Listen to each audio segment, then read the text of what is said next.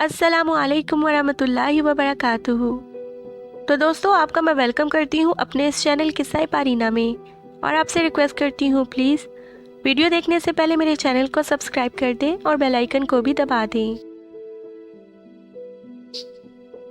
हम ये तो जानते हैं कि अल्लाह ताला आसमानों ज़मीन के ऊपर है और सब कुछ इसके नीचे है, तो क्या इसका मायने ये है कि अर्श 7वें आसमान पर है?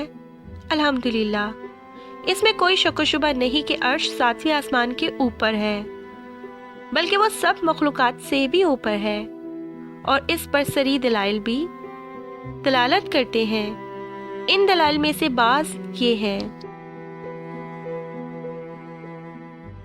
इमाम बुखारी रहमतुल्लाह अलैह ने अबू हुरैरा रज़ी अल्लाह ताला अन्हु से बयान किया है कि रसूल करीम सल्लल्लाहु अलैहि वसल्लम ने फरमाया, बिलाशुबा जन्नत में से 100 मर्तबे और दर्जात हैं जो अल्लाह ताला ने अल्लाह ताला के रास्ते में जहाद करने वाले मुजाहिदीन के लिए तैयार किए हैं। 2 दर्जों के माबैन इतना फासला है जितना आसमान और ज़मीन के माबैन है।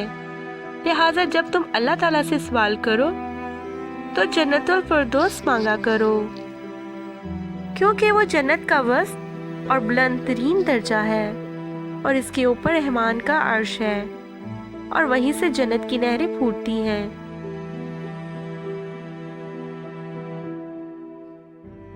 लिहाजा ये तो बिल्कुल और बहुत ज़्यादा वाज़ेह है कि अर्श और इसे उठाने वाले सब आसमानों से ऊपर हैं। और इन दलाइल में से ये हदीस भी है जिसे इब्ने खज़ीमा ने सही इब्ने खज़ीमा और अपनी किताब अल तौहीद में नकल किया है।